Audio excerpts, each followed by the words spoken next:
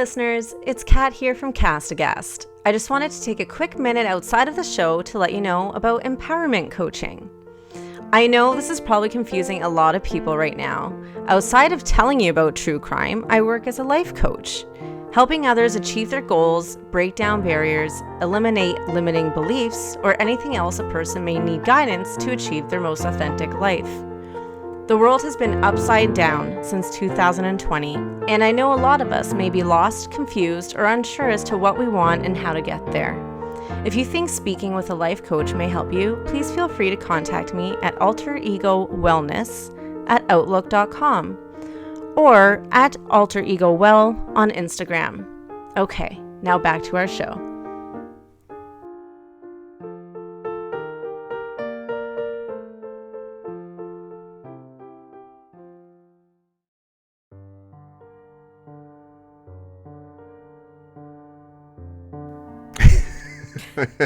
Hey there, kitty cats.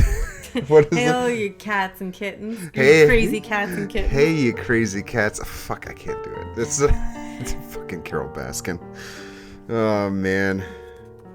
Hey, folks. Hey.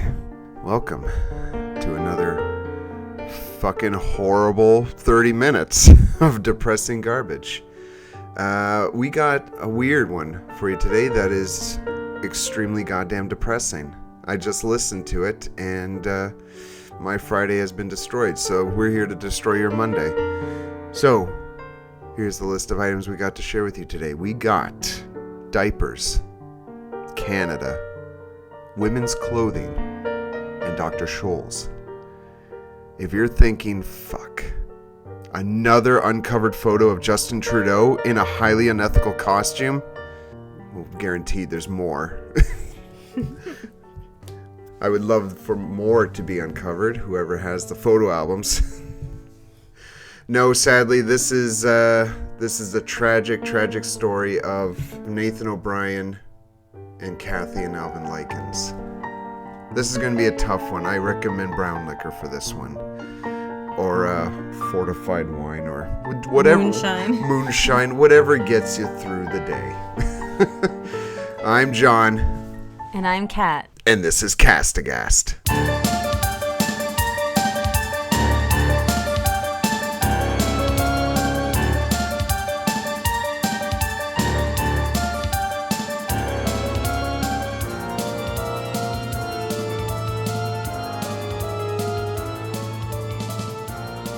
And we're back. We're drinking wine. Yes, I can assure you, you will need something alcoholic. Fuck. Hopefully strong with this one. I have no idea what we're in for.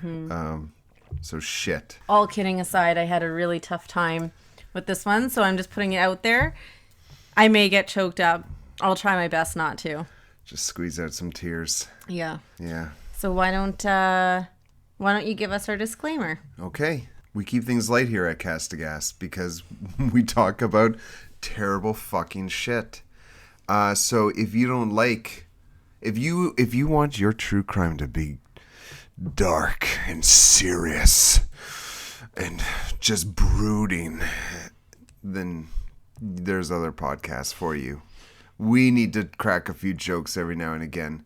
And I personally need to express my fucking rage at these murderers and rapists because I hate them and their families and I make fun of them. So if you are open to that, if you agree, perfect. Let's listen to this terrible story together. Probably not too many jokes in this episode. I know we typically have a style, like a Aghast style, but we're just going to get through this. We don't have a style. We have no style.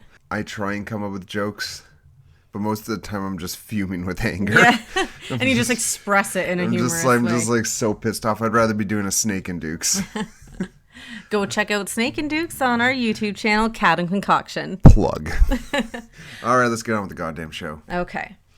So, as I've said, this is a devastating story. I was conflicted about covering it, but the heart of Castbox is sharing stories and spreading awareness.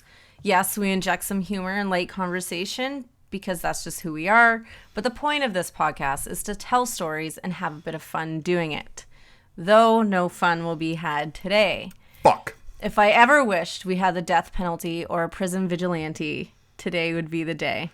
That'd be kind of a neat story. Prison vigilante. Yeah. Inserted to insert. All right. So this case comes from our home and native land, Canada. Calgary, to be exact. Yep. 66-year-old Alvin Likens and 53-year-old Kathy Likens were preparing to relocate to Edmonton before eventually moving to Mexico. They held an estate sale on June 29th, 2014. Because of his grandparents moving, 5-year-old Nathan O'Brien wanted to spend the night with his grandparents. This was a beautiful, tight-knit family, so everyone was on board. The next day, June 30th, Jennifer O'Brien, the daughter of Alvin and Kathy and the mother of Nathan, went to pick Nathan up from his sleepover. She arrived to a terrifying sight. The front door of their home was already open, and when she entered, she was hit with the smell of death and the sight of blood everywhere. Pools and pools of blood. The Calgary Herald reported, quote, "There is blood all over the beds, on the walls, on the floor. There were bloody footprints in the hallways. There was drag marks, like someone had been dragged through pools of blood. There was a little handprint on the way out, as if a little boy was being dragged along and had put his hand against the wall to brace himself." End Jesus, quote. it sounds like a Tarantino movie set. Ooh. I can't even imagine the fear Jennifer O'Brien was experiencing at that moment. She immediately and hysterically called 911, saying that she believes her family has been killed. The dispatchers told her to get back into her car and lock the doors, as they were concerned the killer could still be inside the house. After investigating the scene of the crime, cops did not find any killer in the home, nor did they find any DNA linking them to a killer. What? With all that? No DNA? However, among the bloodstains, they did find a bloody dumbbell, and they were very concerned that Nathan and his grandparents were dead. An Amber Alert was issued immediately, and the search had begun. Sadly, even with hundreds of people searching for Nathan, Kathy, and Alvin, it turned up nothing. The police went back to the crime scene, hoping that maybe Nathan was scared off and hiding in the house somewhere.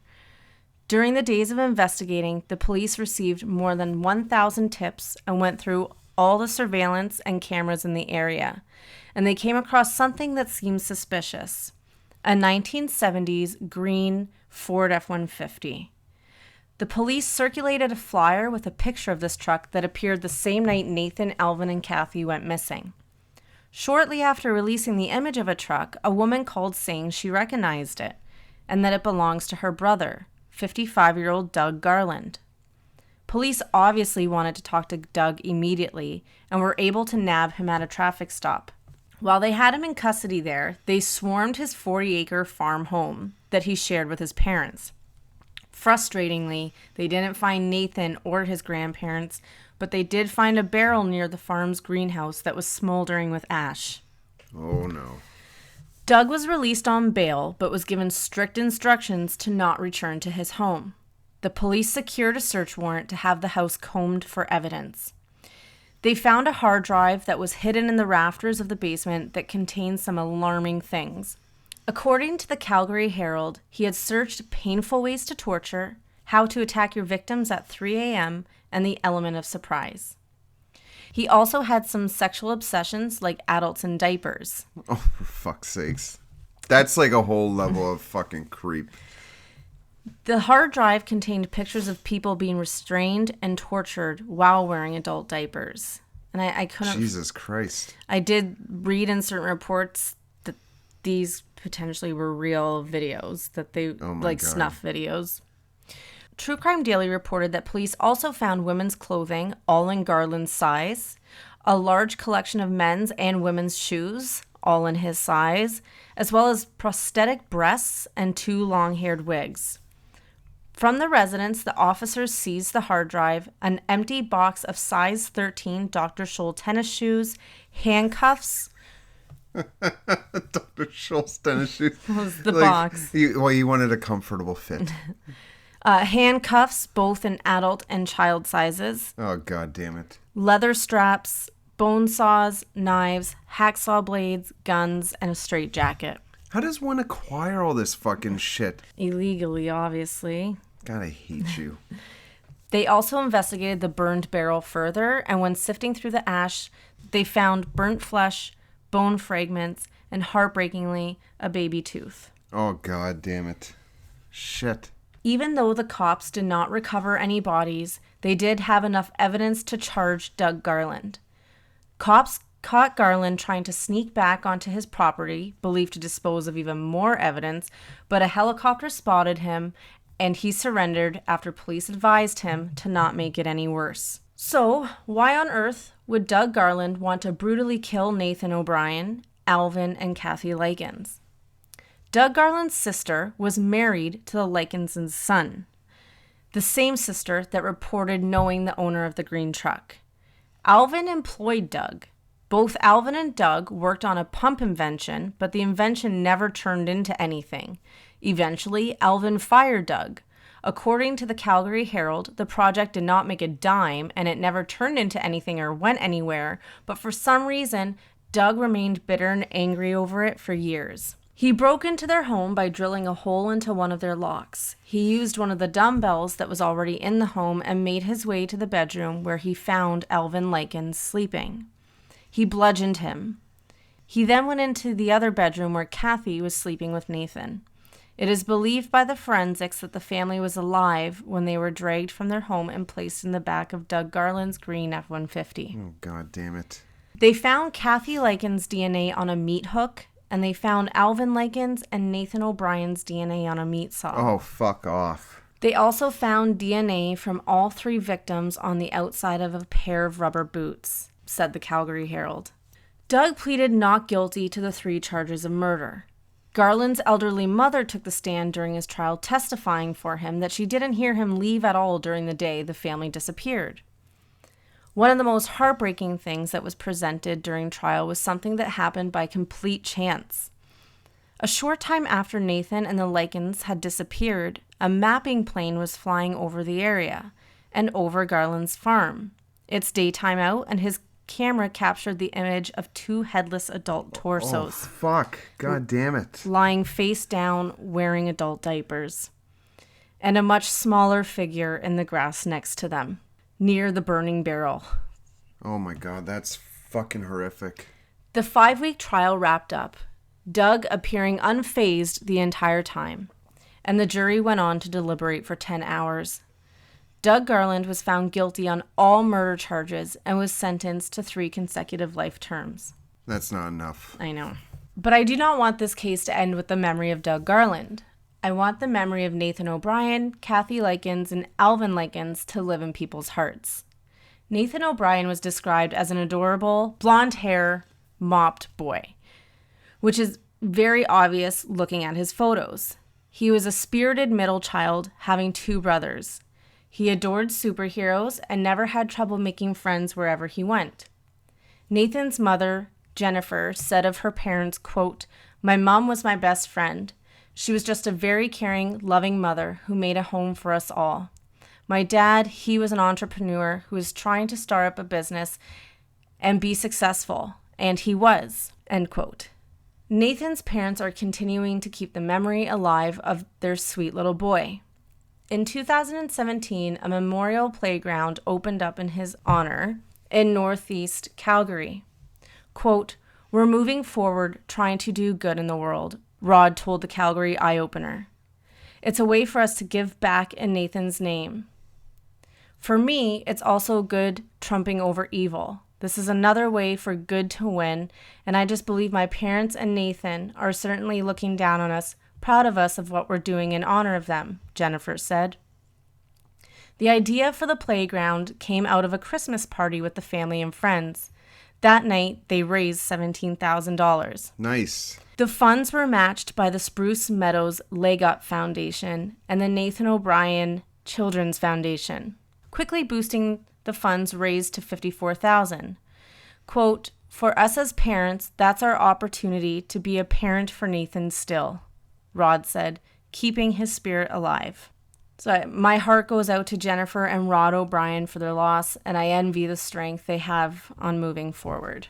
So that is the story of Nathan O'Brien and Kathy and Alvin Likens. Jesus. You know, considering we've had cases with more description on what the fucker, like what the murderer does to the victims. This hit pretty hard, you know, just with the few fucking things that were mentioned and what was caught in that mapping plane. Absolutely horrendous. This piece of fucking garbage. I almost wonder. Totally, like he wanted to destroy them psychologically, put them in those diapers and behead them. Oh, fucking disgusting. I am surprised I was able to get through it without getting emotional like I did when I was writing it. I wonder if that mapping plane had not, like, that is divine intervention. Whatever you believe in, God, the universe, or some higher power. You don't have to list them all. We don't have enough time. Or whatever. You don't have to believe in anything, even if you just find that to be an extreme coincidence. To me, that was just... Oh, it was a miracle. A miracle. I wonder if they would have been able to put him away without that evidence. Exactly, because it's very hard to convict somebody on no bodies. Yeah. You know, but not thankfully, but they did have the tooth and the DNA on the bones, on the meat hooks and things like that. But when there's no bodies, it's very hard. They might not have gotten murder, maybe something else. But that mapping plane, that was, like you said, an absolute miracle. I did read in reports that he did go specifically just for the Likens, but Nathan O'Brien was he's collateral damage. Yeah, he just was not expected to be there and just a part of no witnesses being left alive. I also read in certain reports that Jennifer and her infant child were set to sleep over as well, and she was there, but around midnight her baby was getting really fussy, and not wanting to disturb Nathan and her parents, she went home. Oh wow. So thank goodness it for makes that. me wonder, would she have been caught up in all of this? Or would that have been too many people for him, you know? Like, would he have been outnumbered eventually? You know, would he have been able to get through everyone undisturbed? Who knows? But they did link him to the Dr. Scholl's shoes as well. That's why that was mentioned. Dr. Scholl's. Yep. But it's not a very good advertisement for them. When your arches are low, and so is your morals. Oh, he wasn't welcomed in prison. Hours after being admitted, he was brutally beaten. Oh, thank goodness. Yeah, he was brutally beaten. Fuck yes. Yeah. So, probably with the intention of being killed, but maybe guards intervened. Wrongly. Yeah. But, yeah, unless they got in to help out with the beating. Yeah, he suffered severe injuries hours after being admitted. I just hope it's just constant beatings. I hope it's just he gets beaten the shit out of, he recovers, gets beaten the shit out of again. I want this fucker to be Play-Doh by the time he's done with this world. Yeah. Like, fucking piece of garbage. And it's so heartbreaking. Like, you know, people always think Canada is just like, oh, you know, we're sweet. We talk funny. We say I'm sorry a lot. And we have some pretty horrific people here too. And Doug Garland being absolutely one at the very top. I don't know how you can even do that to a child and to a person entirely, but to injure, let alone murder a child. Like I said, if I ever wished for the death penalty or a prison vigilante more, it is in this case. As you guys have heard in previous podcasts, I am on the fence when it comes to the death penalty. I am not on the fence when it comes to this. I don't think our tax dollars at all should be going towards, like, what a kick in the teeth at the poor victims, the family, their tax dollars having to go towards imprisoning this person. Oh, I know, it's bullshit. Like to pay for his fucking meals. I do. To pay for the fucking first aid and medication that he gets for getting the fuck beat out of, which he deserves. No, I don't think so. He should be in a hole that's cold, and he should be pissed on and shit on and then drown in that. But I think we should end this. I know we vent out our frustrations. I just hate him. Oh, so do I. Would you say though, the problem with the death penalty is, oh my God, there's so many like wrongfully convicted people. Yeah. There is very like the evidence against this guy, as we said, is thin. But you wish this was a case of the death penalty. Like, do you think he would actually get the death penalty here? Would he be satisfied if he got the death penalty with the little evidence that was provided? To me, it doesn't seem like little evidence. To me, that was enough evidence for me to solidify that he deserves. But I don't even think he deserves a serene lethal injection. Okay, so all right, that's one shot for Kat saying yes, the evidence was sufficient for the death penalty. Bang Let's see the gavel.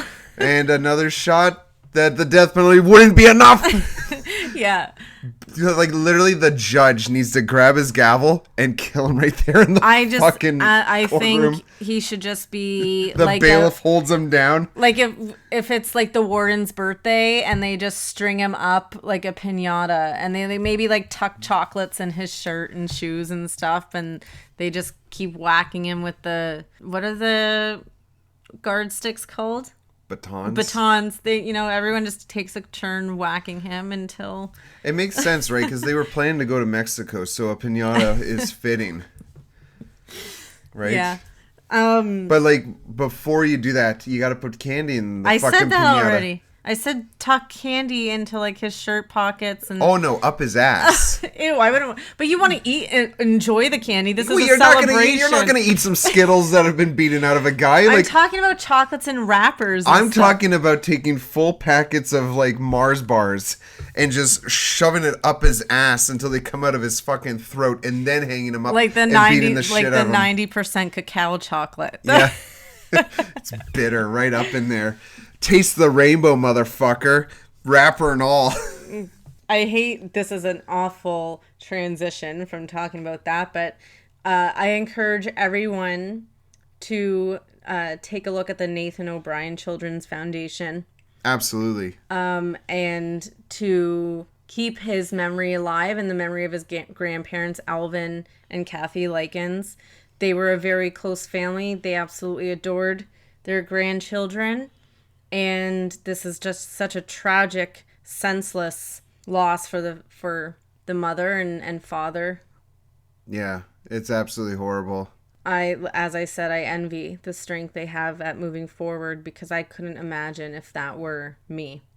Oh, fuck, no kidding. Mm-hmm. To do all that afterwards, like most people, I think, would be just so buried in grief that they wouldn't be able to function. Like their lives would collapse. Like these folks had the wherewithal and the strength and the stoicism to keep moving on and do something productive with such a horrible situation. And like the father said, it's an opportunity to still be a parent to Nathan. Man, that's by doing this. I think as well because they were so family oriented and they had 2 other children to care for. Yeah, that kept them going. Yeah, but I am sorry. This will be out on you wrecked my fucking night. This will be out on a Monday. I hope I didn't ruin your week. Go visit the Nathan O'Brien Children's Foundation. Honestly, like keep if you his memory alive. Oh yeah, keep his memory alive. Absolutely. That's like the main takeaway is let's not immortalize these fuck shits. Yeah.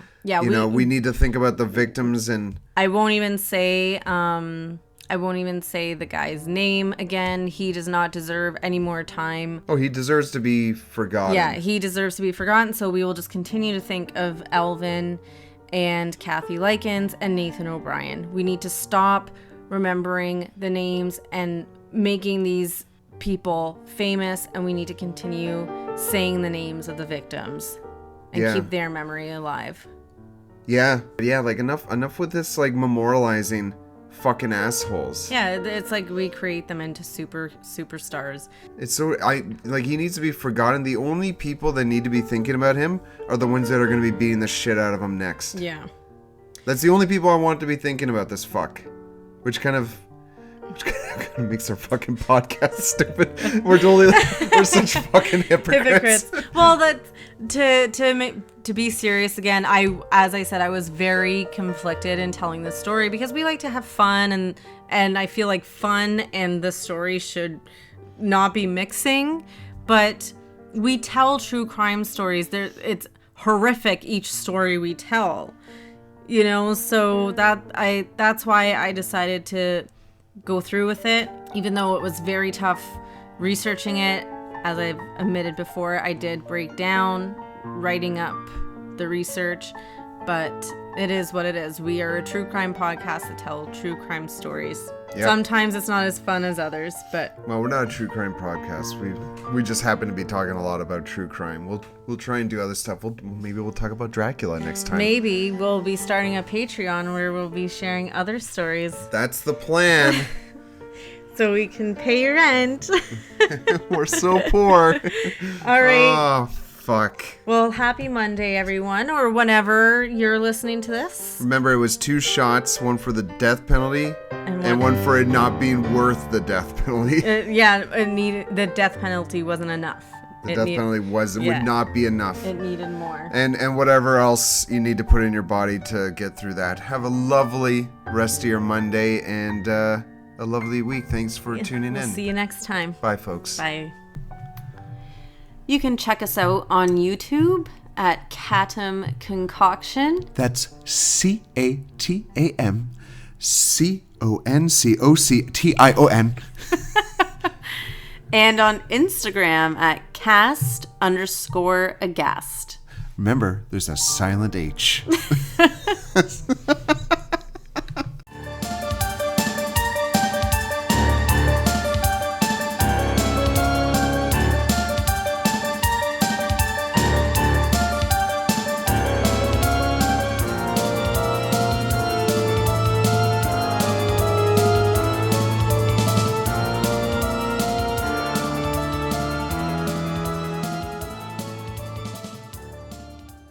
Because of his grandparent, and they were very concerned that Nathan and his parent, how to attack your victims at 3 a.m. and the element of surprise. Maybe redo that because you were scrolling it. They also investigated the burn. They found burnt flesh, bone fragment. Quote, they found Kathy Likens' DNA on a meat hook, and they found Alvin I don't know why I said quote. Maybe because I just did that by accident. God damn it. I was going to say something else, too. Sorry, I fucked you up with my Dr. Scholl's shit joke. You always screw me up with your comedy.